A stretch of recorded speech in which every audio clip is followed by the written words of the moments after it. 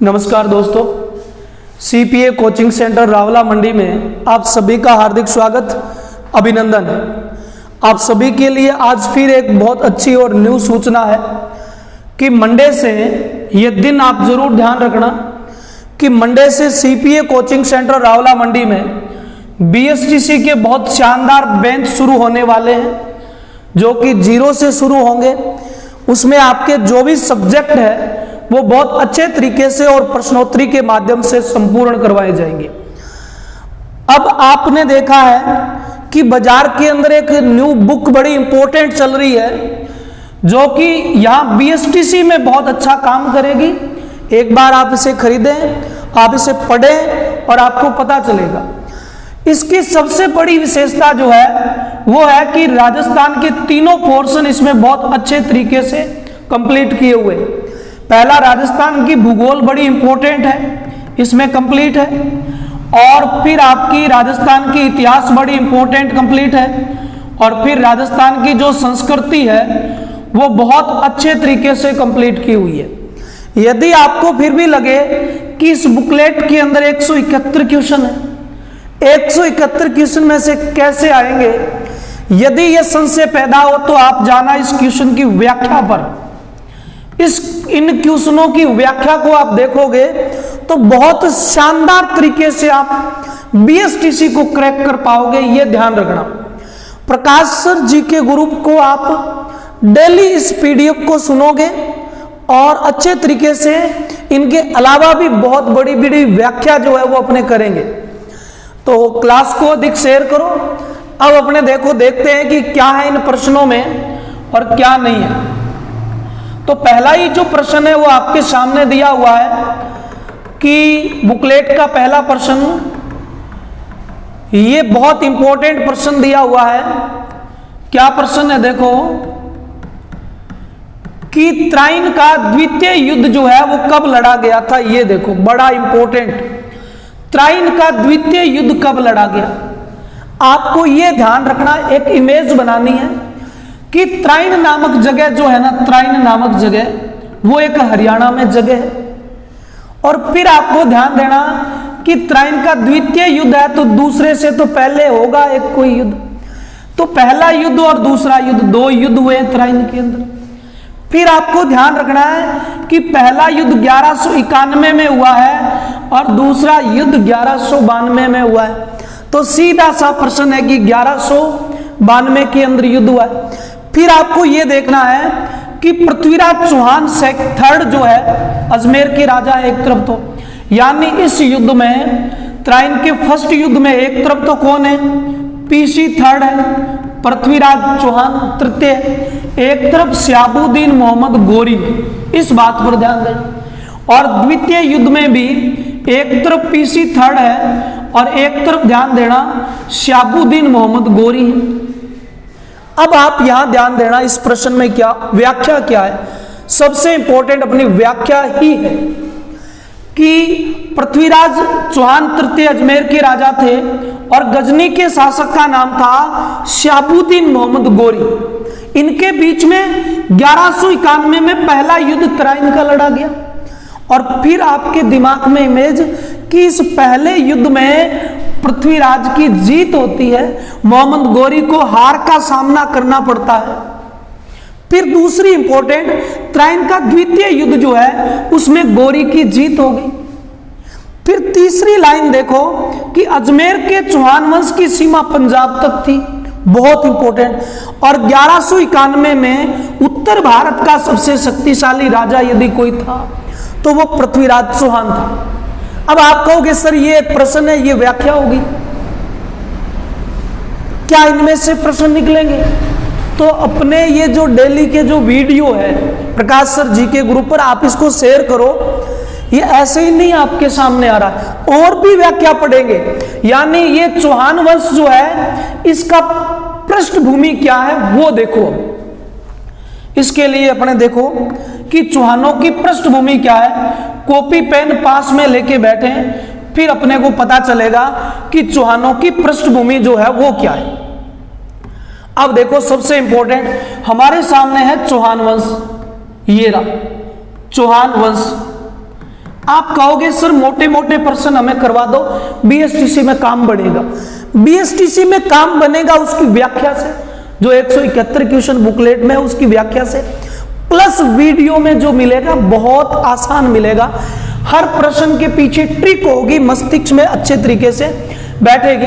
तो चौहान वंश के सबसे पहले अपने पढ़ ले शासक, कि सर शासक बता दो। तो शासक आप ध्यान रखना, चौहानों के इस शासक के लिए एक ट्रिक ध्यान रखना कि सावा, उसके बाद सीलू, सावा सीलू, फिर ध्यान रखना जांकी, और फिर देखी, सावा सीलू जांकी देखी, नाल बुदे सुकोम, सावा सीलू जांकी देखी, नाल बुदे सुकोम, ये लाइन है। और दूसरी लाइन देखो, परखन वाले परख गए, परखन वाले परख गए, आए विदेशु सोम, आए विदेशु सोम। बस सोम का मतलब है विद्वान, कि प्रकाश सर जी के गुरु पर देखो परखने वाले ही परखे, आए हुए तो आप जैसे खूब सारे विद्वान हैं। इस ऊपर वाली लाइन को परखने वाले परखे, क्या है इनमें देखो, इसका मतलब है कि एक तरफ तो शासक और एक तरफ क्षेत्र। कैसे देखो, साक का मतलब क्या हो गया, सांबर नाम से कोई जगह है, और सांबर जगह से वाक का अर्थ क्या हो गया, वा से ध्यान रखना वासुदेव, कि सांबर का संस्थापक वासुदेव है। चौहानों का आदि पुरुष कौन है, वासुदेव है। चौहानों का मूल पुरुष कौन है, वासुदेव है। चौहानों का संस्थापक कौन है, वासुदेव है। एक क्वेश्चन के पीछे कितने क्वेश्चन निकल रहे हैं, कॉपी पेन के अंदर लिखते जाना, कभी मत नहीं भूल सकते। अब वासुदेव ने सांबर में चौहानों की स्थापना कब की, तो 551 में की थी, ये फिर इंपॉर्टेंट हो गया। फिर लिखा हुआ है सीलू, सी से ध्यान रखना सिरोही, कि सिरोही के अंदर लू से ध्यान रखना आप लुम्बा और देवड़ा। इसका मतलब हुआ कि सिरोही के जो देवड़ा चौहान थे उनकी स्थापना लुम्बा देवड़ा ने की थी। सिरोही लुम्बा कब की थी, ये फिर इंपॉर्टेंट है, तो ध्यान रखना ये की गई थी 1311 के अंदर। आपके दिमाग में थोड़ा बहुत पड़ा है, घूमा जरूर है, कि जालोर दुर्ग में 1311 के अंदर एक साका हुआ था। जालोर दुर्ग में एक ही साका हुआ था, वो 1311 में हुआ था। अलाउद्दीन ने आक्रमण कर दिया था और कानड़ देव जो थे वो लड़ते हुए वीर गति को प्राप्त हो गए थे। आप जानते हो कि पद्मनाभ की एक किताब है कानड़ देव प्रबंध, उसमें लिखा हुआ है कि 1311 में जालोर में जो शाखा हुआ था, उसके बाद एक नई शाखा निकली थी जालोर वालों से, और वो सिरोही चली गई थी, जिसके शासक कौन थे, लुम्बा देवड़ा। कब, टाइम ध्यान रखना, जांकी जा से ध्यान रखना जालोर, अभी जिसकी बात की है। जालोर के फाउंडर कौन थे, कीर्तिपाल, बहुत इंपॉर्टेंट, कीर्तिपाल, या कीर्तिपाल ने सोनगरा चौहानों की स्थापना की थी। अब जालोर के चौहानों की स्थापना कब हुई थी, तो 1181 के अंदर हुई थी। 1311 में तो आपको पता है इनका अंत ही हो गया था, कानड़ दे लास्ट राजा मारा गया था। तो सावा सीलू जांकी देखी, जहां पर एक और चीज ध्यान रखना, झा मतलब झालावाड़, बहुत इंपॉर्टेंट है कि झालावाड़ के जो फाउंडर थे उनका मतलब आपको पता है क्या था, मदन सिंह था। और मदन सिंह ने झालावाड़ में चौहानों की स्थापना कब की थी, तो ध्यान रखना 1838 में की थी। आपके दिमाग में आया कि सर झालावाड़ वही है जो नवीन रियासत है, झालावाड़ वही है जिनकी स्थापना अंग्रेजों के सहयोग से हुई थी, झालावाड़ वही है जो एकमात्र अंग्रेजों द्वारा स्थापित रियासत है। तो बहुत इंपॉर्टेंट चीजें देखो, आप साथ में सुने, साथ में लिखते जाएं। अब ना से देखो क्या है, नाडोल, और नाडोल कहां पड़ती है, अपने पाली में पड़ती है। और लय का मतलब ध्यान रखना लक्ष्मण सिंह है यानी नाल, इससे ऊपर क्या हो सकती है आसान। नाडोल के फाउंडर कौन है? लक्ष्मण सिंह जी। और यह स्थापना कब हुई थी? 960 में हुई थी। हम जानते हैं कि नाडोल ही चौहानों की प्रारंभिक राजधानी है और वासुदेव ही चौहानों के आदि पुरुष है। लेकिन इन्होंने सांभर में नींव डाली, इन्होंने लुम्बा ने सिरोही में नींव डाली, और जालोर में कीर्तिपाल ने नींव डाली, और झालावाड़ में मदन सिंह ने नींव डाली, और नाडोल के अंदर लक्ष्मण सिंह ने नींव डाली है। अब आगे देखो, इंपॉर्टेंट बूदे। बू का मतलब आप ध्यान रखना, दिमाग में ध्यान रखना कि बू यानी बूंदी, और दे यानी आप समझ गए कि देवी सिंह हाड़ा, राव देवी सिंह हाड़ा की बूंदी में हाड़ा चौहानों की स्थापना राव देवी सिंह ने की थी। बुदे कब की थी? ध्यान रखना, बी 12/12/1241 में की थी। तो राव देवी सिंह हाड़ा और बू से बूंदी, तो बूदे, बू से बूंदी, दे से देवी सिंह हाड़ा। को से क्या बन गया? को से देखो अब है कोटा, ध्यान में आ गया, को लिखा हुआ है। और कोटा में कौन थे बताओ? कोटा में थे राव माधो सिंह जी, और इन्होंने स्थापना की थी 1631 के अंदर। कोट सोल यानी कोटा में जो हाड़ा चौहान थे उनकी स्थापना माधो सिंह ने की थी। कब की थी? 1631 में की थी। फिर आगे देखो क्या है, आगे लिखा हुआ है, ये तो पूरी होगी। सावा सीलू जांकी देखी नाल बुदे सुकोम। इसमें देखो, एक तो हो गया सांबर, एक हो गया सिरोही, एक हो गया जालोर, एक हो गया झालावाड़, एक हो गया ये नाडोल पांचवा, और छठा हो गया बूंदी, सातवां हो गया कोटा। और क्या चाहिए हमें उनके अलावा? ये है शानदार व्याख्या। अब आगे और देखते पड़े।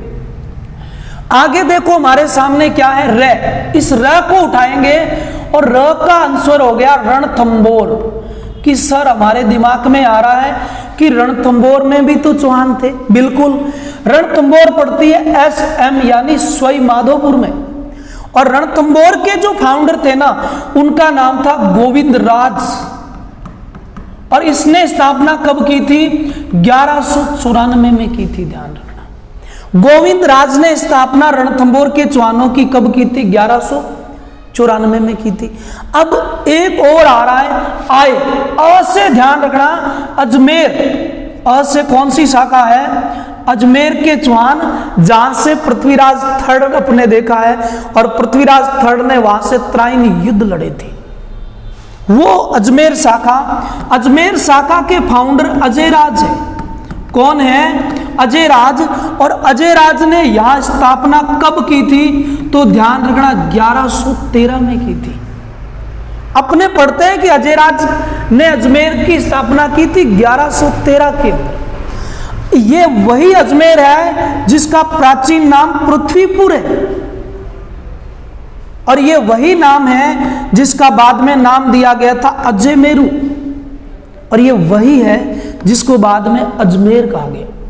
तो देखो कितने पॉइंट हो गए, 7 यहां हो गए, 8वां ये हो गया, और 9वां ये हो गया। अब आप कहोगे सर अब तो हमें दिखाई नहीं दे रहा। मैंने एक एक लाइन आपके सामने लिखा है, और आपने भी अपनी कॉपी में एक एक लाइन लिखी है कुछ भी नहीं, हमेशा दिमाग में बस दोहराने वाली सी एक रुचिबद्ध लाइन है कि सावा सीलू जांकी देखी नाल बुदेसु कौम, परखन वाले परख गए पर आए विदेशु सोम। ऊपर वाली लाइन को परखने वाले परखे थे कि इसमें टोटल जो है चौहान है, टोटल चौहान किसने कहाँ स्थापना की थी, किसने कहाँ स्थापना की थी। बस इसी प्रकार 24 घंटे आपके दिमाग में इमेज बनने के लिए ही ये क्लासें हैं, और इन क्लासों में आपको ऐसा ही मैटर मिलेगा जिससे आपके दिमाग में क्या बनती रहेगी बताओ। तो एक तो पॉइंट अपना हो गया कि चौहानों के शासक, और ये पॉइंट तो अपना कंप्लीट हो गया। अब चौहानों से और क्या प्रश्न बन सकते हैं, तो और प्रश्न देखो क्या बनेंगे, वो 2 नंबर पॉइंट है अपना। यानी चौहानों को अपने पॉइंटों में पढ़ रहे हैं। चौहानों में एक पॉइंट अपने बनाया है शासक और उनके क्षेत्र, और आपने सन भी तो बनाए हैं ना। हर को पॉइंट लेके पढ़ो कि चौहानों में अपने शासक पढ़ेंगे, फिर उनका क्षेत्र पढ़ेंगे, फिर उनका सन पढ़ेंगे। अब आपको क्या पढ़ना है, इन चौहानों की उत्पत्ति कहां से हुई है और उत्पत्ति कैसे हुई है, ये पॉइंट। ये भी कोई ज्यादा हार्ड पॉइंट नहीं है, ये भी उससे भी आसान है अपने लिए। कैसे है देखो, उत्पत्ति के कई स्रोत है, ये स्रोत जरूर ध्यान रखना कि उत्पत्ति के कई स्रोत है। जैसे ये स्रोत अपने बना लिए। पहले लोग कहते हैं कि ये इनकी उत्पत्ति है कि ब्राह्मण वंशीय है, ये ब्राह्मण वंशीय है। तो अपने देख लें ये ब्राह्मण वंशीय कैसे है, किस किस ने मत दिया है कि ये ब्राह्मण वंशीय है। तो कुछ नहीं करना आपको, जब भी ब्राह्मण आए तो सबसे पहले वह ब्राह्मण वह बिजोलिया को ले लेना, इसके अलावा कुछ नहीं है। बस बिजोलिया शिलालेख ये लिखता है कि ये जो चौहानों को आप पढ़ रहे हो वह ब्राह्मण, वह बिजोलिया, वह ब्राह्मण, वह बिजोलिया। कि जो बिजोलिया शिलालेख अपने भीलवाड़ा में मिलता है, इस पर अलग से वीडियो बनेगी, या इसी वीडियो के अंदर बिजोलिया क्या है आप समझोगे। ये भीलवाड़ा में है, अभी इतना ध्यान रखना बस। बिजोलिया के अलावा एक कवि है जिसका नाम है न्यामत खां। न्यामत खां नामक कवि है और इसने एक किताब लिखी है जिसका नाम है कायम खां रासो नामक, बहुत अच्छी किताब है। इसमें ये लिखता है कि ये चौहान पहले जो थे वो वत्स गोत्री ब्राह्मण थे, और बिजोलिया शिलालेख में भी लिखा हुआ है कि चौहान पहले वत्स गोत्री ब्राह्मण थे। ये देखो कायम खां रासो लिखी है न्यामत खां ने। ये जब भी किताब लिखता था अपना नाम लिखता था जान कवि। अब आपके दिमाग में आया है सर न्यामत खां वही है जो जान कवि के नाम से किताबें लिखता था। एक किशनगढ़ के शासक हुए, किशनगढ़ अजमेर में। आपके दिमाग में आ गया कि उदयपुर, इधर अपने जोधपुर के अंदर एक राजा था जिनका नाम था मोटा राजा उदय सिंह, और उसने जोधपुर की तरफ से मुगलों के साथ वैवाहिक संबंध बनाए थे। उसका एक बेटा था किशन सिंह। उसने किशनगढ़ नामक राठौड़ों की एक नया ब्रांच जो है वो खोली थी। उसी किशनगढ़ राठौड़ों में बाद में एक राठौड़ आया था सामंत सिंह जी राठौड़। वो सामंत सिंह जी राठौड़ अपने नाम से जो कविताएं लिखते थे वो लिखते थे नागरी दास के नाम से। तो सामंत सिंह का एक नाम नागरी दास है, उसी प्रकार न्यामत खां का एक नाम है जान कवि। इनकी किताब कायम खां रासो है, तो नागरी दास की किताब का नाम था नागर सामुच्चय। नागर सामुच्चय के नाम से ये किताब लिखता था, ध्यान रखना, नागर सामुच्चय के नाम से ये किताबें लिखते थे। तो इससे पहले अपने बस वो जो पढ़ना है वही पढ़ते हैं अपने, कि एक तो कौन हो गया बताओ, ये हो गया। एक तो आपके दिमाग में बिजोलिया कह रहा है कि वत्स गोत्री ब्राह्मण है, फिर न्यामत खां कह रहा है कि हम शुरू में तो वत्स गोत्री ब्राह्मण थे, बाद में हम गोगा जी के चौहान हो गए, और अब वर्तमान में हम कायम खानी मुसलमान हैं। ये बातें ध्यान रखना। इसके अलावा यदि अपने पास आए तो वेरी वेरी इंपॉर्टेंट, हम जानते हैं दशरथ शर्मा जी, दशरथ शर्मा की किताबें राजस्थान में बहुत अच्छी चलती है। दशरथ शर्मा ने एक किताब लिखी थी द अर्ली चौहान डायनेस्टी। कौन सी किताब? तो इनकी किताब का नाम है द अर्ली चौहान डायनेस्टी। और द अर्ली चौहान डायनेस्टी में इन्होंने लिखा है कि मैंने बिजोलिया शिलालेख को पढ़कर ये कहा है कि ये चौहान पहले वत्स गोत्री ब्राह्मण थे। तो बहुत इंपॉर्टेंट है।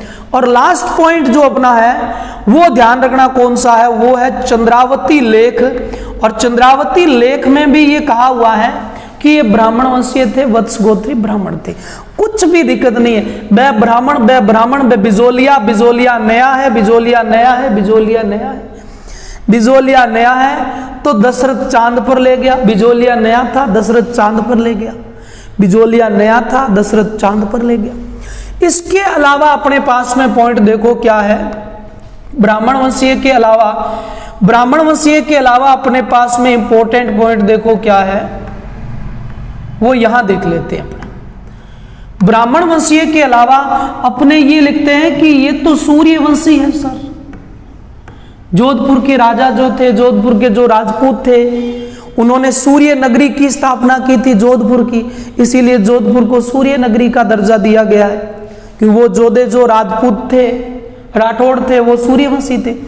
तो ध्यान रखना चौहानों की उत्पत्ति बिल्कुल सूर्यवंश से हुई है। इसका मतलब ध्यान रखना सूर्य को देखकर गौरी का जनाजा निकल गया, इतना ध्यान रखना। यानी सूर्य को देखकर, ऊपर है सूर्य को देखा और गौरी का क्या निकल गया, जनाजो निकल गया। ये ध्यान रखना। गो से ध्यान रखना GH ओझा, आप समझ गए कि सिरोही के रोइडा गांव में जन्मने वाले गौरी शंकर हीराचंद ओझा, जिन्हें राजस्थान का विश्लेषक कहा जाता है।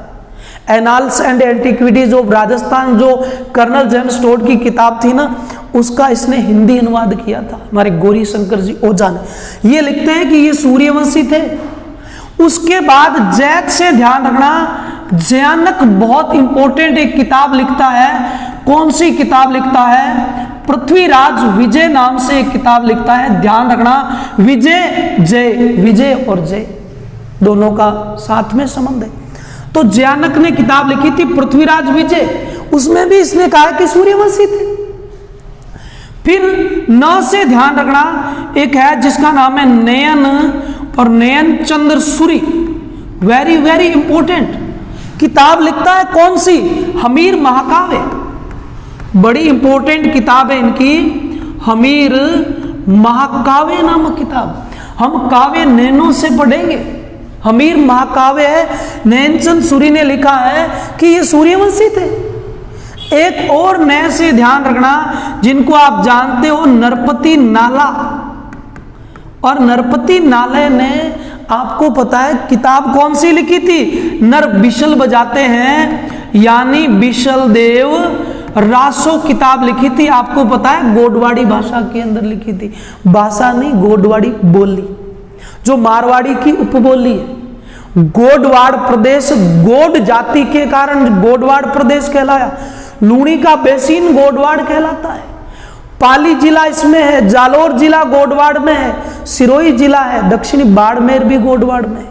तो ये गोडवाड़ी के अंदर लिखी गई थी। बिशलदेव रासो ने नामक किताब नरपति नाला ने लिखी थी। और बिशलदेव रासो में अजमेर के एक राजा हुए थे बिशलदेव जी, उनके बारे में विग्रहराज चतुर्थ जिनको कहते हैं, उन विग्रहराज चतुर्थ के बारे में, और उनकी वाइफ थी जिनका नाम था राजमती, उनके मध्य प्रेम का प्रसंग इस किताब में बताया गया। देखो कितनी अच्छी किताब है। इसके अलावा इसमें यह बात भी कही है। जो से ध्यान रखना, जोधराज, जोधराज की किताब तो आप जानते ही हो, हमीर रासो, हमीर रासो। अब आपके दिमाग में एक चीज और आ गई, सर हमीर एक और है जो कि हमीर रासो है, वो सारंगधर की है, और जिसमें दिया हुआ है कि ये सूर्यवंशी थे, वो हमीर रासो जोधराज की है। तो इधर देखो आपने कितने पॉइंट पढ़ लिए। एक तो गौरी शंकर हीराचंद ओझा सूर्यवंशी, एक जयानक ने कहा है कि ये सूर्यवंशी था, ये जयानक रहे, इन्होंने कहा है, गौरी शंकर ओझा ने कहा है, और इसके अलावा किसने कहा है बताओ? ये रे नयनचंद सूरी ने कहा है। इसके अलावा बताओ किसने कहा है? ये रे नरपत नाला ने कहा है। इसके अलावा पांचवा कौन है बताओ? जोधराज है, उन्होंने भी कहा है अपनी किताब में। तो ये दो बड़े हैं, ध्यान रखना। सूर्य को देखकर गौरी का जनाजा, सूर्य को देखकर गौरी का। इधर देखो क्या ब्राह्मण व बिजोलिया, और बिजोलिया नया था इसीलिए दशरथ शर्मा उसको चांद पर ले गया। इसके अलावा क्या पॉइंट पूछ सकता है, तो वो देखो आप, यानी 2 पॉइंट तो हो गए उत्पत्ति के। 2 पॉइंटों के अलावा तीसरा जो पॉइंट है उत्पत्ति का, वो देखो कौन सा है। तीसरा पॉइंट उत्पत्ति का बहुत इंपॉर्टेंट है। क्या इंपॉर्टेंट है? वो छोटे छोटे सोर्स है। इधर देखो, एक तो ये अग्निवंशी है, ये बड़ा इंपॉर्टेंट है कि ये अग्निवंशी है, राजपूत जो चौहान है।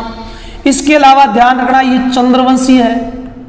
सूर्यवंशी होंगे तो दिमाग में आ गया, सूर्य होंगे तो चंद्रवंशी होंगे, सूर्य का आग है तो अग्निवंशी होंगे। सूर्य है तो चांद है, चांद है तो अपने सूर्य है तो चांद है, और चांद है तो अग्नि है, सूर्य है तो अग्नि है। इसके अलावा इंद्रवंशीय बोला है लोगों ने कि ये इंद्रवंशीय थे। इसके अलावा कहा है कि ये खज जाति से भी थे, खज या खजर जाति से थे। ये पॉइंट भी अपने पास एक आता है, तो सभी को पढ़ लेते। अग्नि कौन से सूर्य की है? अग्नि सूर्य की है, चंपा सूर्य की अग्नि है, चंपा सूर्य की अग्नि है, चंपा सूर्य की अग्नि है, अग्नि ऊपर है ही, यानी सूर्य कई प्रकार का है, उसमें चंपा नामक सूर्य है, उसकी अग्नि। कहां प्रश्न था, कहां देखो ले गए, क्यों नहीं प्रश्न आएंगे? आप रेगुलर वीडियो को देखें, फॉलो करें और वीडियो को शेयर भी करें, अन्य अपने भाई बंधु जो हैं वो भी इस क्लास के माध्यम से अच्छी अपनी तैयारी करें। च का मतलब हुआ क्या बताओ? च का मतलब हुआ चंद्र बरदाई, बहुत बहुत इंपॉर्टेंट। इनकी किताब आती है, चंद्र बरदाई जी की एक किताब आती है, पृथ्वीराज और रासो, जो कि पृथ्वीराज ने जो विवाह किया था, गंधर्व विवाह किया था, जिसे राक्षस विवाह के नाम से जानते, संयोगिता के साथ। इन दोनों के बारे में विवाह की बातें इस किताब के अंदर। इसमें यह भी लिखा हुआ है कि अग्निवंशीय थे। चंद्र बरदाई के बाद चस के बाद म से ध्यान रखना, मोहनोत नैणसी, बड़े इंपॉर्टेंट है मोहनोत नैणसी जी। राजस्थान की पहली ख्याति तो मोहनोत नैणसी जी की ख्यात है। वही मोहनोत नैणसी जी ये लिखते हैं कि ये कौन से थे बताओ? ये अग्निवंशीय थे। प मतलब आपने देख लिया, पृथ्वीराज रासो, पृथ्वीराज रासो जो चंद्र बरदाई की किताब है उसमें भी लिखा हुआ है। ये रे चंद्र बरदाई, ये रे इनकी किताब। फिर सूर्य से ध्यान रखना, चौथा पॉइंट वो है सूर्यमल। और सूर्यमल कौन बताओ? मिश्रण। और सूर्यमल मिश्रण ने भी कहा है, जो हाड़ौती ब्रांच से थे, जिन्होंने बहुत बड़ी किताब लिखी थी वंश भास्कर के नाम से, हाड़ौती के चौहानों का, उसमें बहुत अच्छा तरीके से क्या दिया हुआ है, वर्णन दिया हुआ है। कब पढ़ेंगे? पढ़े तो सूर्यमल 3 हो गए, देखो 4 हो गए। च चंद्र बरदाई, मैं मोहनोत नैणसी, प पृथ्वीराज रासो, सूर्य मल मिश्रण, ये सारे कहते हैं अग्निवंशीय थे। अब चंद्रवंशीय किसने कहा था? चांद पर मैं तो हाँसी चली आई रे, चांद पर हाँसी चली आई। एक तो हाँसी शिलालेख है, एक हाँसी शिलालेख है, हाँसी चली आई अचलेश्वर शिलालेख है। कौन सा शिलालेख है? एक अपने पास में आ गया, दूसरा देखो अचलेश्वर शिलालेख है। आप ये भी लिख सकते हो कि आबू से इनका वर्णन मिला है, बिल्कुल राइट। कुछ नहीं करना, मैं तो चांद से हाँसी चली आई मेरे अब्बा के पास, चांद से हाँसी चली आई अब्बा के पास। इंद्रवंशीय थे, ध्यान रखना, इंद्र से हमें राय लेनी है कि एक रायपाल का जो सेवाड़ी शिलालेख है ना, ये पाली से मिला है हमें, इसमें लिखा हुआ है कि ये तो इंद्रवंशीय थे। अब लास्ट में खज्जर ध्यान रखना, DR भंडारकर है, DR भंडारकर। और DR भंडारकर ने कहा है, भंडारे में वैसे ही हम खाने खाते हैं, तो DR भंडारकर ने कहा ये खज्जर जाति से थे। तो कुछ भी नहीं करना। अब सर प्रश्न कैसे बनेगा? प्रश्न देखो ऐसे बनेगा, एक तरफ आपको दे दे ये अग्निवंशीय, फिर चंद्रवंशीय, इंद्रवंशीय और खज्जर के सामने दे दिया जाए DR भंडारकर, इंद्रवंशीय के सामने दिया जाए रायपाल का सेवाड़ी, चंद्रवंशीय के सामने दे दिया जाए हाँसी शिलालेख, अग्निवंशीय के सामने दे दिया जाए सूर्यमल मिश्रण। प्रश्न और निम्न को सुमेलित करो तो सारे 1 2 3 4 ही हो जाएंगे। इन प्रश्नों पर ध्यान देना। तो ये तो होगी अपनी उत्पत्ति के स्रोतों में जो भी इंपॉर्टेंट बात थी वो अपनी टोटल होगी। अब देखो क्या रह गया, अब अपने पास में सबसे इंपॉर्टेंट रह गया बिजोलिया। अभी आपने पढ़ा था कि सर बिजोलिया आया था, तो बिजोलिया शिलालेख अपने आप में वेरी वेरी इंपॉर्टेंट है। सर बिजोलिया शिलालेख में कैसे प्रश्न निकलेंगे, कैसे प्रश्न बनेंगे? एक तो ये जो मिला था वहां से, एक इसमें कुछ व्यवस्था की बातें हैं, एक इधर पॉइंट बना लो। बिजोलिया शिलालेख एक मंदिर से प्राप्त हुआ था, उस मंदिर का नाम ध्यान रखना पार्श्वनाथ जी का मंदिर था। पार्श्वनाथ जी का मंदिर जो था वो जैन संप्रदाय में दिगंबर शाखा से था, और जो पार्श्वनाथ जी थे वो जैनियों के 23वें तीर्थंकर थे। बहुत इंपॉर्टेंट है। देखो तो ये कौन सा मंदिर है, आपको बता दिया पार्श्वनाथ मंदिर, पार्श्वनाथ मंदिर से मिला है। और पार्श्वनाथ कौन थे, तो ये ध्यान रखना, पार्श्वनाथ जी आपको पता है जैनियों के 23वें तीर्थंकर थे, इस बात पर ध्यान देना। पार्श्वनाथ जी जैनियों के 23वें तीर्थंकर थे। पार्श्वनाथ जी के मंदिर से भीलवाड़ा से हमें ये बिजोलिया शिलालेख जो है वो मिला है। पार्श्वनाथ जी का मंदिर कहाँ है बताइए, भीलवाड़ा डिस्ट्रिक्ट में। फिर प्रश्न बनेगा इस मंदिर जो है ये मंदिर कौन से जैनियों का है, तो ये है ध्यान रखना दिगंबर जैनियों का। जैनियों में 2 शाखा हुई है, एक श्वेतांबर एक दिगंबर। श्वेतांबर सीधा ध्यान रखना जो श्वेत वस्त्र पहनते थे, और दिगंबर जो वस्त्र पहनते ही नहीं थे वो थे। तो दिगंबर जैनियों का मंदिर है, ये ध्यान रखना। फिर इस मंदिर के निर्माता कौन है, इंपॉर्टेंट है भाई, इस मंदिर के निर्माता कौन है, तो आपको पता है कि श्रावक जैन जो लोलाक था, वो लोलाक इस मंदिर का निर्माता था, न कि बिजोलिया में कोई पॉइंट, बिजोलिया शिलालेख में इनका कोई पॉइंट नहीं है, मंदिर निर्माता। बाद में इस मंदिर के वास्तुकार कौन थे, तो वास्तुकार ध्यान रखने महाणक नामक व्यक्ति इसका वास्तुकार था। निर्माता कौन है बताइए, जैन श्रावक लोलाक है, और वास्तुकार कौन है बताइए, महाणक नामक। इस मंदिर के लिए जो भूमि दान दी थी, वो भूमि दान किसने दी थी, वो सोमेश्वर ने दी थी। सोमेश्वर कौन, सोमेश्वर अजमेर वाला चौहान। सोमेश्वर वही है जो पृथ्वीराज III के पिताश्री है। तो ये सोमेश्वर ने देख लो भूमि दान दी थी। और कौन से गांव की भूमि दान दी थी, तो वो गांव ध्यान रखना रेणवा गांव की भूमि जो जागीर है या भूमि जो है वो दान दी थी। अब किसी मंदिर के लिए भूमि दान जो की जाती है वो बड़ी पवित्र भूमि होती है, तो उस पवित्र भूमि के लिए एक नाम दिया गया है, क्या, डोली की भूमि। कौन सी, डोली की भूमि। ये तो देखो ये तो मंदिर की बातें सारी। क्या एक मंदिर से बिजोलिया शिलालेख मिला, पार्श्वनाथ मंदिर भीलवाड़ा, कोई दिक्कत नहीं। 23वें जैनियों के तीर्थंकर है, ये मंदिर दिगंबर शाखा को है, और इस मंदिर के निर्माता जैन श्रावक लोलाक है जो दिगंबर से थे, इसलिए मंदिर दिगंबर शाखा में। वास्तुपाल जो इनके हैं, वास्तुकार जो इनके हैं वो माणक है। और देखो भूमि दान दी थी सोमेश्वर जी चौहान ने, वो रेणवा गांव की दी थी। रेणवा गांव से एक आपके दिमाग में आना चाहिए, उसी को त्यारी मजबूत कहते हैं कि सर एक जगह है रेण। कौन सी जगह, रेण। सर एक जगह है जिसका नाम है नैनवा। कौन सी है, नैनवा। सर एक जगह है जिसका नाम है रेड। कौन सी है, रेड।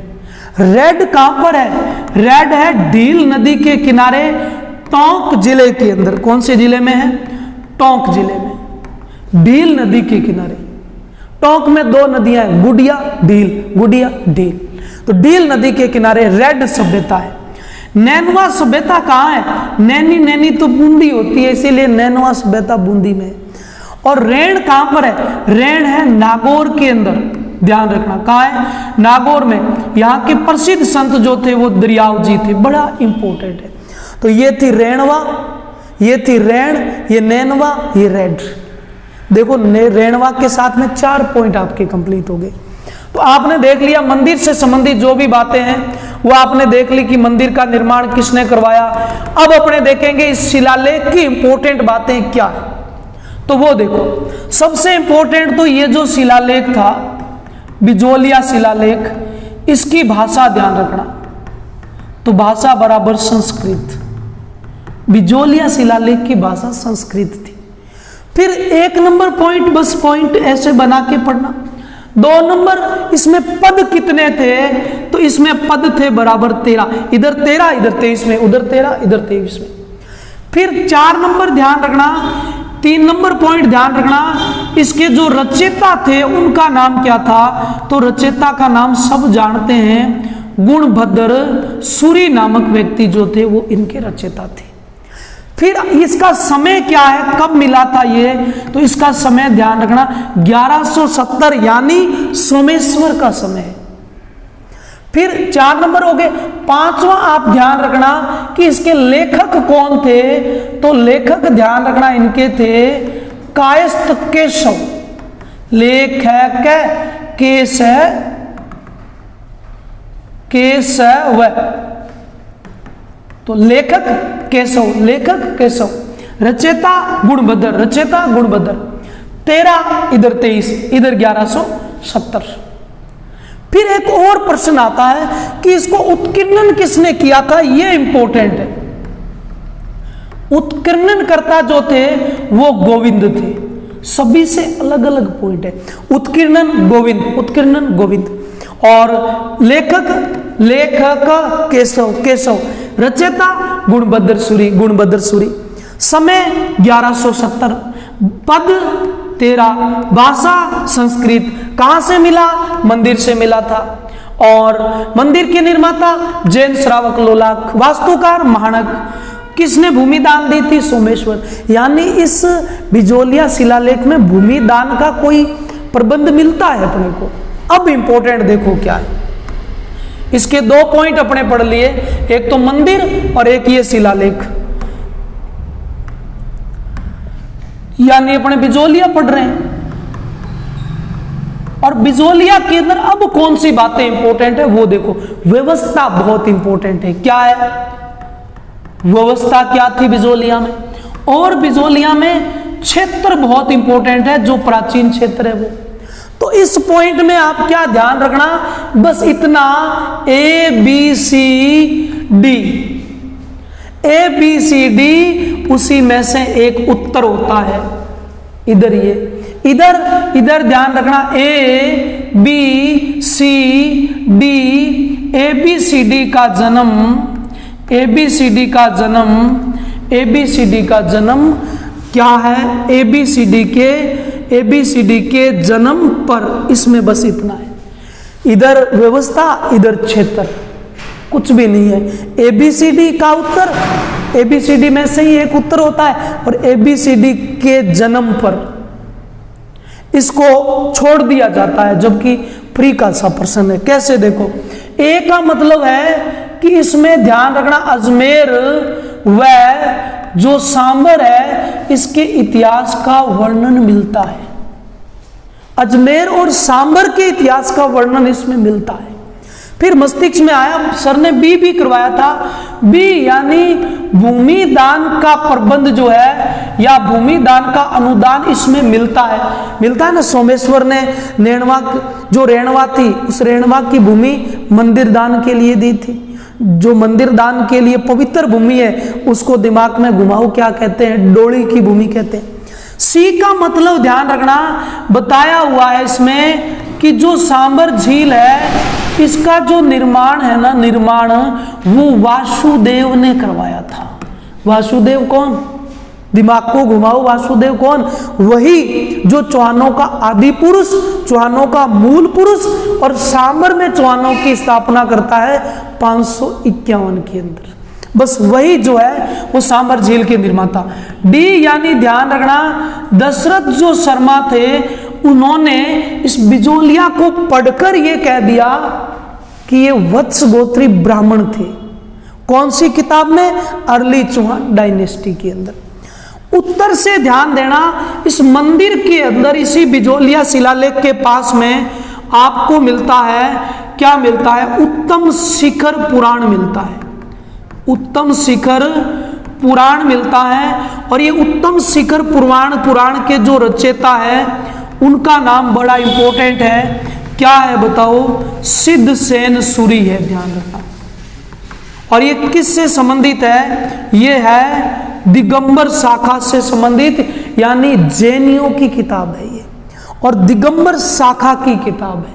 इसके रचयिता सिद्ध सेन सूरी है। और इस किताब का नाम है उत्तम शिखर पुराण, जो कि बिजोलिया 1170 वाला जो है इसके पास में ही ये मिलती है किताब। अब देखो इधर क्या है, ए का मतलब क्या है, ए में दिया हुआ है कि जो अजमेर है, इस अजमेर के एक राजा थे जिनका नाम था विग्रहराज, और विग्रहराज चतुर्थ, इसने दिल्ली जीती, ये ध्यान रखना। ए मतलब अजमेर के राजा विग्रहराज ने दिल्ली जीती थी, बिजोलिया में लिखा हुआ है। बी में ध्यान रखना कि जो बिजोलिया है इसके लिए एक नाम दिया गया था, कौन सा नाम दिया था बताओ, वो था, ध्यान रखना, विंध्यवली नाम दिया था, कि बिजोलिया को विंध्यवली के नाम से जाना गया।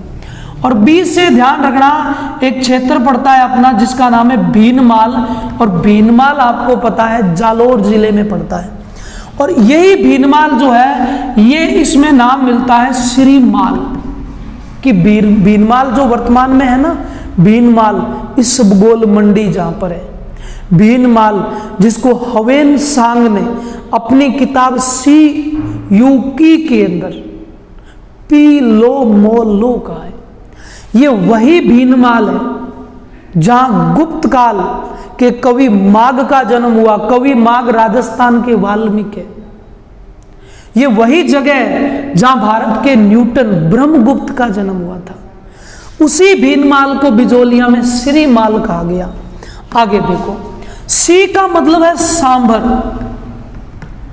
जो जयपुर वाले क्षेत्र में पड़ती है, सांभर झील। सांभर को इसमें क्या बोला गया, इसमें बोला गया शाकंभरी बोला गया, शाकंभरी बोला गया।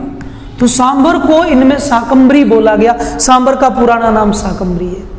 डी में आप ध्यान रखना, डी में इसमें दिल्ली का नाम भी बताया गया है। दिल्ली का नाम क्या बताया गया है, दिल्ली का बताया गया है। दिल्ली में तो देख लो विग्रहराज जी गए थे, आगे अपने पृथ्वीराज को पढ़ेंगे तो उनको भी देखना आप। डी से क्या बताया गया है, दिल्ली, दिल्ली को दिल्ली का। ज से ध्यान रखना जालोर, और इसी में जालोर को क्या बताया गया है, इसमें जालोर को जाबालीपुर कहा गया है, कि जालोर का पुराना नाम जाबालीपुर है। वैसे भी आप जानते हो कि जालोर में जाबाली नाम के ऋषि थे, जालोर में जालंधर नाथ नाम से ऋषि थे, और जालंधर नाथ के शिष्य हुए थे तल्लीनाथ जी, और तल्लीनाथ जी को प्रकृति प्रेमी देवता कहा गया है, बहुत इंपॉर्टेंट है। न से ध्यान रखना नागौर, और नागौर का इन्होंने प्राचीन नाम क्या बताया है, अहिछत्रपुर बताया है, अहिछत्रपुर, कि नागौर, आज का नागौर उसका प्राचीन नाम अहिछत्रपुर है।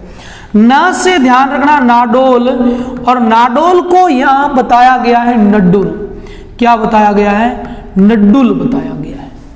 बिजोलिया शिलालेख में ये व्यवस्था तो है ही, इसके अलावा क्षेत्रों के अलग अलग नाम हो रहे, यानी नाडोल को नड्डुल। नाडोल कहाँ है, नाडोल अभी आप पढ़कर आए थे, नाडोल पाली में है। नाडोल चौहानों की प्रारंभिक क्षेत्र है, जबकि सांबर में तो वासुदेव आया था। फिर न से एक और ध्यान रखना नागदा, नागदा कहाँ है, आपको पता चल गया उदयपुर। नागदा में सास बहू का मंदिर है। आप ये भी जानते हो सिरोही में देवरानी जेठानी का मंदिर है। आप ये भी जानते हो जोधपुर में बुआ भतीजी का मंदिर है। आप ये भी जानते हो कि करौली के अंदर एक जगह है तिम्मनगढ़, वहां पर क्या है, ननंद बोजाई का कुआं भी है। तो बहुत इंपॉर्टेंट चीजें अपने आगे आएगी। नागदा को ध्यान रखना नाग हरिद बोला गया, नागदा को नाग हरिद बोला गया। फिर है मैं से ध्यान रखना आप मांडलगढ़, कौन सा है, मैं से इधर लिख देता हूं, मांडलगढ़ जो भीलवाड़ा में है, इसको क्या बोला गया था, इसको बोला गया था मंडलकर बोला गया था। मांडलगढ़ जो भीलवाड़ा में है ना, उसको मंडलकर बोला गया था। फिर पर से ध्यान रखना, पर से क्या है, ऊपर माल, ऊपर माल को क्या बोला गया था, उत्तमाद्री बोला गया था। ध्यान रखना ऊपर माल को उत्तमाद्री बोला है। तो ऊपर माल कहाँ है, ऊपर माल आपको पता है कि बिजोलिया और भैंसरोडगढ़, बिजोलिया भीलवाड़ा और भैंसरोडगढ़ चित्तौड़, इनके बीच में जो ऊपर उठी हुई भूमि है ना, उसे ऊपर माल का पठार के नाम से जाना गया है। ये हो गए क्षेत्र और ये होगी व्यवस्था। इनके अलावा यदि अपने से कोई पॉइंट पूछे तो वो देखो कौन सा है। अब अपने पास में सबसे इंपॉर्टेंट रह गए कि चौहानों के क्षेत्र। चौहानों की पहले अपने देख ली शाखा, फिर अपने चौहानों का कौन सा पॉइंट देख लिया था, आपके दिमाग में यही आ रहा है कि हमने देखा था चौहानों की उत्पत्ति, फिर हमने बिजोलिया को जड़ से खींच दिया, बिजोलिया को जड़ से पढ़ लिया। प्रश्न बनेगा कहाँ हमारे, बिजोलिया प्रश्न बनाने वाले के समझ से बाहर हो जाएगा। इसीलिए रेगुलर की क्लासें हैं, बुकलेट को खरीदें, पास में रखें, रजिस्टर रखें, उसमें उतारते जाइए। रेगुलर क्लासें आपके लिए। अब है चौहानों के क्षेत्र। चौहानों के क्षेत्र, कौन कौन से चौहानों के क्षेत्र रहे होंगे। एक तो ध्यान रखना सांबर, जो बहुत इंपॉर्टेंट है। कौन सा, कि इनका क्षेत्र है सांबर। फिर ध्यान रखना इनका क्षेत्र कौन सा है, अहि छत्रपुर है, अहि छत्रपुर है। फिर इनका क्षेत्र कौन सा है, जांगल प्रदेश। जांगल प्रदेश आपके ध्यान में आ गया होगा, बीकानेर वाला। फिर यदि पूछे इसके अलावा सांबर, अहि छत्रपुर, जांगल प्रदेश, इसके अलावा है पुष्कर। और पुष्कर के अलावा ध्यान रखना अंत गोचर नाम की जगह है। कौन सी, अंत गोचर नाम की जगह सीकर में है, यहां से इनकी उत्पत्ति बताई गई है। पुष्कर अपना अजमेर में है, यहां से बताई गई है। जांगल प्रदेश आप जानते हो, बीकानेर को राती घाटी और जांगल और ऊन का घर बोला गया है। अहि छत्रपुर आप जानते हो, नागौर वाला क्षेत्र। और सांबर आप जानते हो, जयपुर में सांबर झील पड़ती है, उसके चारों ओर। ये बस पॉइंट समझ लो, उसके बाद अपने आगे की क्लास में देखेंगे। सांबर एक आते हैं पंडित रामकरण जी अशोक, ध्यान रखना, पंडित रामकरण अशोक आते हैं। इन्होंने कहा कि ये सांबर झील है, ये चारों ओर आकर चौहान लोग बस गए थे, इसीलिए इन्हें कहा गया था चाहूमान कहा गया। और चाहूमान से बाद में क्या निकला, चौहान निकला। इसके अलावा अहि छत्रपुर जो है, इन्होंने कहा कि ये जो चौहान थे ना, चौहान, इन चौहानों की प्रथम जो राजधानी थी ना, वो राजधानी नागौर ही थी, अहि छत्रपुर ही थी, यही थी नागौर। उसके बाद इन्होंने कहा कि ये जांगल प्रदेश वाले क्षेत्र में भी जाके बस गए थे। फिर देखो पुष्कर, किसने कहा था कि ये पुष्कर इनका क्षेत्र रहा है, तो बहुत इंपॉर्टेंट ध्यान रखना। एक तो कौन सा है बताओ, हमीर महाकाव्य है। हमीर महाकाव्य आप पहले पढ़कर आए हो कि नैन चंद्र सूरी, नैनों से हम तो इस काव्य को पढ़ेंगे, तो हमीर महाकाव्य नैनचंद्र सूरी ने कहा है कि ये पुष्कर से उठे। फिर यदि इंपॉर्टेंट हो तो वो कौन सा है, सुरजन चरित। और सुरजन चरित चैपोर चरित, चैपोर चंद्रशेखर ने लिखी है। किसने लिखी है, चंद्रशेखर ने लिखी है। चंद्रशेखर ने कहा ये पुष्कर से आए थे, तो कुछ भी नहीं है। हंसू, पुष्प आएंगे तो हंसूंगा। और सीकर के अंत गोचर से ये लोग आए हैं, ये किसने कहा था, तो ध्यान रखना हर्ष प्रशस्ति के अंदर कहा गया था। और हर्ष प्रशस्ति कब की है बताइए, 973 की हर्ष प्रशस्ति है। अब आपको पता चल गया हर्षनाथ मंदिर कहाँ है। हर्षनाथ का जो मंदिर है वो आपको पता है सीकर जिले के अंदर है। अब आपको पता चल गया हर्षनाथ पहाड़ी कहां पर है, पहाड़ी आपको पता चल गया अलवर के अंदर है। आपको यह भी पता चल गया कि सर हर्षद माता का मंदिर कहाँ है, आभानेरी में। और आभानेरी कहां पर है, दौसा के अंदर है। तो ये थे इनके क्षेत्रों से संबंधित कि किसने क्या कहा, किसने क्या कहा है। अब देखो इनका जो क्षेत्र था ना, ये सांबर, ये कहलाया क्या, ये कहलाया सपाद लक्ष्य। इनका क्षेत्र सपाद लक्ष्य कहलाया। सपाद लक्ष्य का मतलब क्या हुआ, 1.25 लाख की जनता की 1.25 लाख लोग आकर इस सपाद लक्ष्य में बस गए थे, तो इन्हें कहते हैं सपाद लक्ष्य से उठे। सांबर से, छतरपुर से, जांगल, पुष्कर, और ये अपने हो गया अंतकोचर। अब देखो, अब एक पॉइंट और देखते हैं अपने। वो पॉइंट कौन सा है? वो पॉइंट यही है कि ये जो स्पादलक्ष के लोग थे ना, ये स्पादलक्ष के लोग थे, इन स्पादलक्ष के लोगों को क्या बोला गया था कि यहां पर जो चौहान आए थे उन्हें स्पादलक्षीय नरपति बोला। स्पादलक्ष के लोग क्या कहलाए? स्पादलक्षीय नरपति, कि यहां के राजा तो ये स्पादलक्षीय नरपति है जो स्पादलक्ष के। यहां तो कोई प्रॉब्लम नहीं है। तो आगे देखिए, अपने इधर वाली लिस्ट में जो अपने पास में राजा था, उस राजा का नाम क्या था? पृथ्वीराज तृतीय चौहान राजा था। पृथ्वीराज थर्ड यानी चौहान राजा था, उसी का प्रश्न था, पृथ्वीराज का ही वो प्रश्न था। घूम फिर के उसी प्रश्न पर वापस आ गए। पृथ्वीराज को अपने क्या बोलेंगे? पीसी थर्ड बोलेंगे, ध्यान रखना, पीसी थर्ड बोलेंगे, इस बात पर ध्यान देना भाई। थर्ड का मतलब हो गया ये, यानी अनहिल पाटन के अंदर इनका जन्म हुआ था। और अनिल पाटन कहां पड़ती है? गुजरात में। और इनका जन्म कब हुआ था? 1166 के अंदर हुआ था, 1166 में हुआ था। इस 3 से ही अपने बनाया अनिल पाटन। सी का मतलब है सोमेश्वर, कि सोमेश्वर चौहान जो था, आप पहले पढ़कर आए हो, इनके फादर थे, पिता थे। सी का और क्या मतलब है? सी का मतलब आ गया कर्पूर देवी, और कर्पूर देवी इनकी माता थी। सी में और आ गया कि इनके सेनापति, और सेनापति 3 थे। एक तो सी पर स्कंद, और एक ध्यान रखना कौन था? वो था भुवनमल। और एक बताओ कौन था? वो था खांडेराव। सी मतलब सेनापति। सी नाम में ही सब कुछ पड़ा है, आपको बस देखना होता है, थोड़ा कुछ करना होता है, बाकी बहुत आसानी से याद होता है। देखो, इसके अलावा सी में देखो क्या है? सी में है केमास। केमास को ही अपने क्या कहते हैं? कदम्बवास कहते हैं। ये कौन थे? ये इनके प्रधानमंत्री थे। सी से एक और आ गया, इनकी संरक्षिका कौन बनी थी? इनकी संरक्षिका बनी थी इनकी माता, जिसका नाम था कर्पूर देवी। इनका सी पर बन गया इनका शासन। तो इनका शासन जो था वो 1177 से लेकर 1192 तक चला था।